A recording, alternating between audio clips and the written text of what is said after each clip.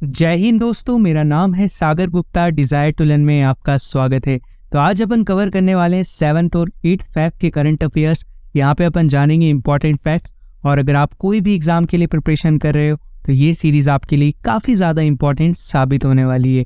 तो बिना किसी देरी के शुरुआत करते हैं और डॉट्स को कनेक्ट करते हैं।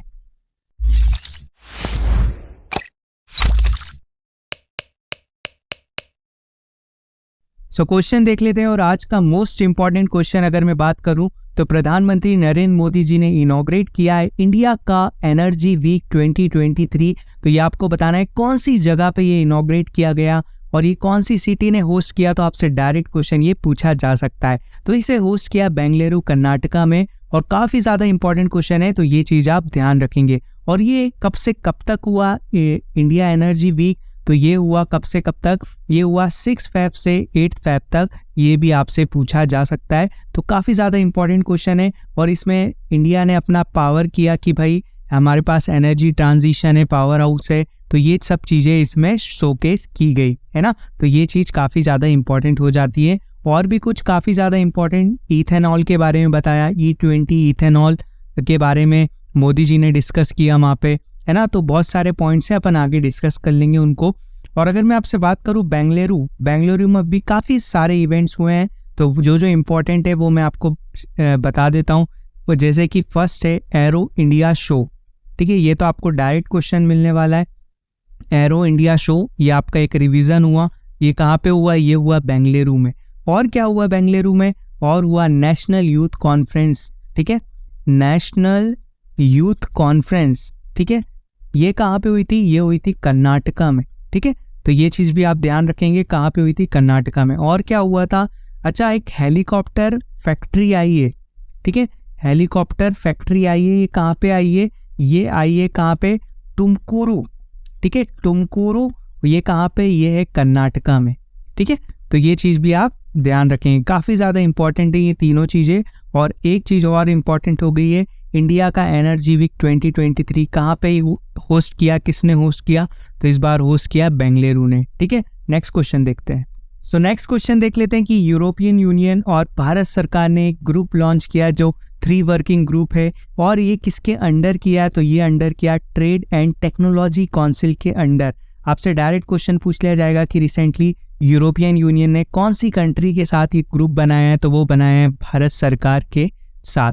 अगर मैं आपसे बात करूँ अभी रिसेंटली यूरोपियन यूनियन, ठीक है, काफ़ी ज़्यादा न्यूज़ में थी। तो वो क्यों न्यूज़ में थी? अपन 2-3 चीज़ पॉइंट देख लेते हैं। अगर मैं आपसे बात करूँ क्रोएशिया, ठीक है, क्रोएशिया जिसका कैपिटल आपको अब तो याद हो चुका होगा, ज़ैग्रेब, है ना। काफ़ी बार मैं बता चुका हूँ। और अगर मैं बात करूँ कि रिसेंटली ये बना था 20th मेंबर। ठीक है, आपसे डायरेक्ट क्वेश्चन पूछा जाएगा कि कौन सी कंट्री बनी थी 20th मेंबर जिसने ज्वाइन किया था यूरो जोन। ठीक है, इसने अपनी ऑफिशियल करेंसी क्या बना दी है? यूरो। ठीक है, और ये बन चुका है 20th member of European union. ठीक है, तो ये एक आपको याद रखना है।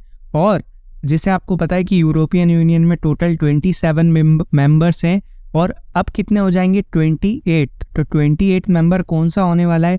वो होने वाला है बॉस्निया। ठीक है, बॉस्निया।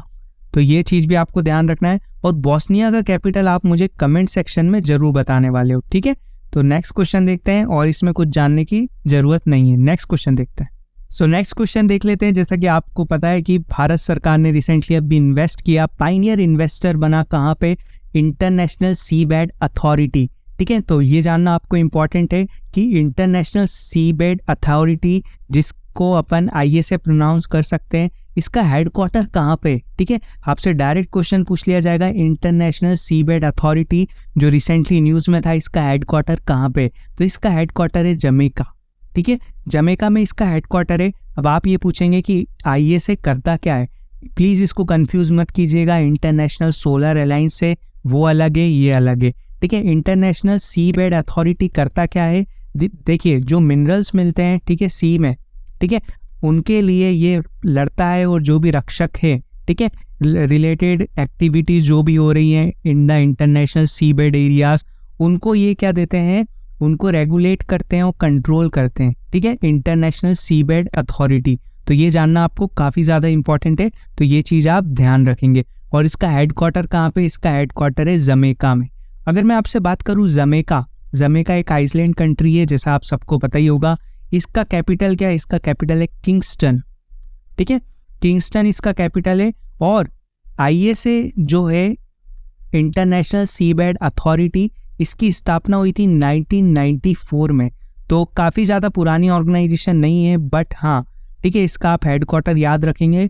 अगर आपकी CDS में नहीं आता है तो आपके UPSC प्रीलिम्स में तो ये क्वेश्चन देखा जा सकता है, क्योंकि काफ़ी ज़्यादा स्टूडेंट्स को नहीं पता होगा कि इसका हेडक्वार्टर जमैका में हो सकता है। ठीक है, नेक्स्ट क्वेश्चन देखते हैं। सो नेक्स्ट क्वेश्चन देख लेते हैं कि गवर्नमेंट ने एक्सटेंड किया PM कुसुम स्कीम, ठीक है, टिल मार्च 2026। ठीक है, काफ़ी ज़्यादा इंपॉर्टेंट क्वेश्चन है। और आपको जैसा पता होगा कि आपके एग्जाम में एक आध क्वेश्चन स्कीम से रिलेटेड आ जाता है और आप घबरा जाते हो कि ये इतनी पुरानी स्कीम्स हमसे क्यों पूछ ली गई है। ठीक है, तो वो पुरानी स्कीम नहीं होती है, वो कुछ चीज़ें न्यूज़ में चलती हैं और उससे आपके रिलेटेड कुछ पूछ लिया जाता है। जैसे आपसे पूछ लिया जाएगा कि ये जो PM कुसुम स्कीम है ये लॉन्च कब हुई थी, या इस कुछ स्टेटमेंट वाइज क्वेश्चन आपसे पूछ लिया जाएगा। तो PM कुसुम स्कीम लॉन्च कब हुई थी? तो ये लॉन्च हुई थी 2019 में। ठीक है, 2019 में हुई थी। और PM कुसुम स्कीम का फुल फॉर्म क्या है तो वो मैं बता देता हूँ आपको। किसान ऊर्जा सुरक्षा एवं उत्थान महाअभियान। ठीक है, तो ये चीज़ आप ध्यान रखेंगे। आप इसको गूगल भी कर सकते हो, तो ये आप ध्यान रखेंगे। ठीक है, तो इसको एक्सटेंड कब तक कर दिया गया है? 2026 तक। और एक चीज़ और मैं बताता हूँ आपको, इसको लॉन्च किसके द्वारा किया गया था, कौन सी मिनिस्ट्री के द्वारा किया गया था? तो इसको न्यू एंड रिन्यूएबल एनर्जी, ठीक है, न्यू एंड रिन्यूएबल एनर्जी के द्वारा इसको लॉन्च किया गया था, इस स्कीम को लॉन्च किया था। और इस स्कीम में किया क्या जाता है? इस स्कीम में किया जाता है जो सोलर पंप्स हैं, ठीक है, सोलर पंप्स हैं विलेज में इंस्टॉल किए जाते हैं। तो ये चीज़ भी आप ध्यान रखेंगे। बाकी इसको एक्सटेंड कब तक कर दिया गया है? 2026 तक। और ये लॉन्च की गई थी 2019 में। ये दोनों फिगर काफ़ी ज़्यादा इंपॉर्टेंट साबित हो सकते हैं। नेक्स्ट क्वेश्चन देखते हैं। सो नेक्स्ट क्वेश्चन है, who has been nominated with wrestler Sakshi Malik for BBC IS VOTY award. ठीक है, रिसेंटली पता नहीं कौन सा अवार्ड है, मैंने तो फर्स्ट टाइम सुना है, बट मैंने बता दिया कि अगर आपकी एग्ज़ाम में पूछ लिया जाए तो कौन कौन नॉमिनेटेड हुआ है। एक तो विनेश फोगाट जी और साक्षी मलिक, ये नाम बड़े हैं इसलिए मैंने आपको बताना सही समझा। ठीक है, विनेश फोगाट और साक्षी मलिक। ठीक है, तो ये नाम आप याद रखेंगे। अगर अब मैं आपको एक चीज़ बताऊं, अभी रिसेंटली एक न्यूज़ में आई थी ओवरसाइट कमेटी। ठीक है, ओवरसाइट कमेटी के बारे में आपने काफ़ी ज़्यादा सुना होगा। इसको हेड कौन कर रहा है? आपसे डायरेक्ट क्वेश्चन पूछा जाएगा तो इसको हेड कर रही है मैरी कॉम जी, MC मैरी कॉम। ठीक है, तो ये चीज़ भी आप ध्यान रखेंगे। जो सेक्सुअल हरासमेंट होता है, एलिगेशंस लगते हैं, ये उसके ऊपर ये कमेटी बनाई गई है। और इसको विनेश फोगाट जी ने भी रिसेंटली अभी ज्वाइन किया था, तो मुझे ये एकदम से याद आई इसलिए मैंने बताया। नेक्स्ट क्वेश्चन देखते हैं। सो नेक्स्ट क्वेश्चन देख लेते हैं। Longest serving captain Arun Finch, ठीक है, retired from one day international from which country? आप इनको जानते ही होंगे, काफ़ी खतरनाक प्लेयर थे ये। तो कौन सी टीम से थे? तो ये थे ऑस्ट्रेलिया। ठीक है, रिसेंटली एक प्लेयर और है जिनने अभी अपना रिटायरमेंट लिया है, उनका क्वेश्चन तो नहीं बनाया मैंने, बाकी वो हैं कमरान अकमल। ठीक है, ये आपने बहुत ये विकेट के पीछे से चिल्लाते थे, ठीक है, बट कोई सुनता नहीं था इनकी। ये है पाकिस्तान के प्लेयर। ठीक है, पाकिस्तान के प्लेयर, तो ये चीज़ भी आप ध्यान रख सकते हैं, बाकी इंपॉर्टेंट नहीं है। और अगर मैं बात करूँ, भारत और ऑस्ट्रेलिया के बीच में एक ट्रेड पैक्ट साइन हुआ है, तो ये चीज़ तो आपको ध्यान रखना है। और एक एक्सरसाइज है जो काफ़ी बार मैं बता चुका हूँ क्योंकि ये इंपॉर्टेंट भी है, अष्ट हिंद। ठीक है, भारत और इंडिया के बीच में होती है, इंडिया और ऑस्ट्रेलिया के बीच में होती है, सॉरी। और ये कहाँ पे हुई है, ये ज़्यादा आपको इम्पॉर्टेंट है। ये हुई है राजस्थान में। ठीक है, राजस्थान में।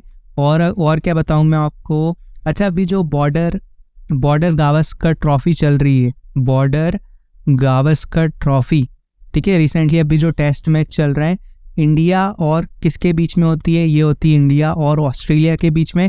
पहला मैच तो भारत ने जीत लिया है, अब देखते हैं सेकंड मैच क्या होता है। ठीक है, नेक्स्ट क्वेश्चन देखते हैं। सो नेक्स्ट क्वेश्चन है, जैसा कि आप सबको पता है कि भारत रिसेंटली होल्ड कर रहा है SCO की प्रेसिडेंसी। SCO जिसका फुल फॉर्म होता है संघाई कोऑपरेशन ऑर्गेनाइजेशन, है ना। तो ये आपको पता ही होगा कि भारत इस बार प्रेसिडेंट बना हुआ है। और 2023 की थीम क्या है? ठीक ठीक है, आपसे डायरेक्ट पूछा जाएगा ये थीम, तो वो है टुवर्ड्स अ सिक्योर SCO, ठीक है, सिक्योर SCO, ठीक है। तो ये चीज़ भी आपको ध्यान रखना है। बाकी अपन क्वेश्चन पे भी आते हैं, है ना। तो क्या हुआ है मैं आपको बताता हूँ। जो 6th SCO की मीटिंग हुई, ठीक है, जो रिलेटेड होती है किससे, कैग, ठीक है। जैसे कि आपको पता है कैग क्या होता है, comptroller and auditor general of India, है ना। तो ये चीज़ आपको पता है। और ये कैग अपने कौन है, आपको ये भी पता होगा, GC मुर्मू जी, ठीक है, GC मुर्मू जी, है ना। काफ़ी बार ये क्वेश्चन भी आया है। और जिस टाइम ये बने थे कैग, ठीक है, ये हैं कैग अपने इंडिया के। और जब ये कैग बने थे तो उस टाइम आपके CDS में डायरेक्ट क्वेश्चन पूछा था कि रिसेंटली कौन अपॉइंट हुए रिसेंट कैग, है ना। तो ये आप ध्यान रखेंगे, काफ़ी ज़्यादा इंपॉर्टेंट क्वेश्चन है। तो इस बार जो कैग की जो मीटिंग हुई है, ठीक है, जो होस्ट करी भारत ने, वो कहाँ पे हुई है वो आपको बताना है। वो हुई है लखनऊ UP में, है ना। तो आपसे डायरेक्ट क्वेश्चन पूछा जा सकता है कि ये मीटिंग हुई कहाँ पे, तो ये चीज़ आप ध्यान रखेंगे। और SCO के बारे में मैं आपसे क्या डिस्कस कर सकता हूँ, चलो आज SCO के बारे में डिस्कशन कर लेते हैं। अगर मैं आपसे बात करूँ SCO में टोटल मेंबर्स कितने, तो SCO में टोटल मेंबर्स है 8, ठीक है। कौन कौन सा है भाई, चाइना, ठीक है, इंडिया और कजाकिस्तान, चलो याद आ रहे हैं, और किर्गिस्तान, जैसे मैंने याद किए हैं, पाकिस्तान, है ना, 5 तो हो गए, 6 रशिया, है ना, और कौन सा है, एक है तजाकिस्तान, हाँ तजाकिस्तान, और एक है भाई अपना उज्बेकिस्तान, ठीक है। ये तान वाले ये ज़्यादा हैं इसमें, है ना। और SCO की स्थापना कब हुई थी, SCO की स्थापना हुई थी 1996 में, ठीक है। तो ये चीज़ भी आप ध्यान रख सकते हैं। और भारत ने कब ज्वाइन किया था, ये ज़्यादा इंपॉर्टेंट है आपको जानना कि भारत ने कब ज्वाइन किया था। तो भारत ने ज्वाइन किया था 2017 में, ठीक है, 2017 में ज्वाइन किया। और आप देख सकते हैं क्या दबदबा बना रखा है कि इस बार की प्रेसिडेंसी भारत के पास है, ठीक है। तो ये चीज़ भी आप ध्यान रखेंगे। नेक्स्ट क्वेश्चन देखते हैं। सो नेक्स्ट क्वेश्चन देख लेते हैं कि कौन सी सरकार ने अभी रिसेंटली अनाउंस किया है for developing green hydrogen hubs, ठीक है। तो रिसेंटली केरला गवर्नमेंट ने अनाउंस किया है जो स्कीम, जिसका 200 करोड़ ये डेवलप करेंगे ग्रीन हाइड्रोजन हब, ठीक है, त्रिवेंद्रम और कोची में, ठीक है। तो ये चीज़ आपको ध्यान रखना है, आपसे डायरेक्ट पूछा जा सकता है। और इनका टारगेट क्या है, इनका टारगेट है 100% रिन्यूएबल एनर्जी होगी डिपेंडेंट स्टेट बाय 2040, ठीक है, और नेट कार्बन न्यूट्रल स्टेट होगा 2050 तक, ठीक है। ये ग्रीन हाइड्रोजन काफ़ी इफेक्टिव रहेगी और ये केरला को बनाएगी नेट कार्बन न्यूट्रल स्टेट, ठीक है। तो ये चीज़ आप ध्यान रखेंगे, है ना। और इसमें मैं आपको क्या बता सकता हूँ केरला के बारे में, चलो आज केरला को डिस्कस कर लेते हैं, जो भी जनवरी को और जितना भी इम्पोर्टेंट न्यूज़ है वो डिस्कस करते हैं। चलो पहला तो आता है अपना धर्मादम कॉन्स्टिट्यूएंसी, ठीक है, मेरा फेवरेट है ये धर्मादम कॉन्स्टिट्यूएंसी, जो फर्स्ट लाइब्रेरी कॉन्स्टिट्यूएंसी बना इंडिया का, ठीक है। चलो याद हो गया, फर्स्ट लाइब्रेरी कॉन्स्टिट्यूएंसी। सेकंड में आपको बताता हूँ केरला, जिसको अवार्ड मिला था वर्ल्ड ट्रैवल मार्ट से, ठीक है, वर्ल्ड ट्रैवल मार्ट अवार्ड मिला था केरला को। तो ये चीज़ भी आप ध्यान रखेंगे। केरला ने फर्स्ट स्टेट बना था जिसने अनाउंस करा था मैटरनिटी लीव, ठीक है, मैटरनिटी लीव, ये भी आप ध्यान रखोगे। 3 हो गए। अच्छा, वर्ल्ड का first palm leaf manuscript museum कहाँ पे आया, वो भी आया केरला में, सब याद है आपको, ठीक है, कोलम, ठीक है, कोलम, जो कि फर्स्ट लिटरेट डिस्ट्रिक्ट बनी थी इंडिया की, फर्स्ट कॉन्स्टिट्यूशनल लिटरेट डिस्ट्रिक्ट बनी थी इंडिया की, वो कहाँ पे, वो भी है केरला में, ठीक है। तो ये चीज़ आप ध्यान रखेंगे, काफ़ी ज़्यादा इंपॉर्टेंट है, इन्हें भूलना नहीं है। ये 5 चीज़ जो काफ़ी ज़्यादा इंपॉर्टेंट साबित हो सकती है। नेक्स्ट क्वेश्चन देखते हैं। सो नेक्स्ट क्वेश्चन है who back the Hurun India's award for his remarkable achievement in the world of business, ठीक है। ये अवार्ड किसको नवाजा गया, तो ये नवाजा गया managing director and CEO of Manappuram finance limited, आपने ये नाम सुना ही होगा, ठीक है। कौन है उसके CEO, VP Nanda Kumar, VP Nanda Kumar. ये अवार्ड काफ़ी इंपॉर्टेंट है, इसलिए मैंने आपको बताया, ठीक है। ये किस लिए दिया गया, achievements in the world of business, ठीक है। तो ये आप देख सकते हैं। और Hurun industry achievement award important होता है, इसलिए मैंने आपको बता दिया है। नेक्स्ट क्वेश्चन देखते हैं। सो नेक्स्ट क्वेश्चन है कि कौन सी कंट्री है जो हाईएस्ट मिल्क प्रोड्यूसर है in the world, contributing 24% of global milk in the year 2021। ठीक है, अभी रिसेंटली लोकसभा में बताया गया कि भाई 24% पूरा ग्लोबल मिल्क प्रोडक्शन कौन करता है, तो वो करता है भारत। ठीक है, काफ़ी ज़्यादा इंपॉर्टेंट क्वेश्चन है, आपसे डायरेक्ट क्वेश्चन पूछा जाएगा हाईएस्ट मिल्क प्रोड्यूसर कंट्री कौन सी है, तो वो है अपना प्यारा भारत। और कौन सी चीज़ों में भारत नंबर 1 पे, वो भी बता देता हूँ मैं। एक तो है पल्सेस में, ठीक है, और एक है अपना जूट में, जूट का तो आपको पता ही होगा, काफ़ी बार आता है एग्ज़ाम में, और एक है अपना माइलेट्स में। ठीक है, इंटरनेशनल ईयर ऑफ माइलेट्स 2023। ठीक है, तो ये चीज़ भी आप ध्यान रख सकते हैं। नेक्स्ट क्वेश्चन देखते हैं। सो नेक्स्ट क्वेश्चन है, जैसा कि आप सबको पता है एआई का ज़माना आ चुका है, आर्टिफिशियल इंटेलिजेंस का, तो सारी कंपनीज एक दूसरे के ऊपर दबाव डालने के लिए अपने अपने सॉफ्टवेयर्स लॉन्च कर रही है, एआई सर्विसेज लॉन्च कर रही है। तो रिसेंटली एक सर्विसेज जिसका नाम है बार्ड, ठीक है, बार्ड सर्विसेज लॉन्च की है, जो चैट जीपीटी को टक्कर देने के लिए बनाई गई है। तो ये किसके द्वारा बनाई गई है, तो ये बनाई गई है गूगल के द्वारा।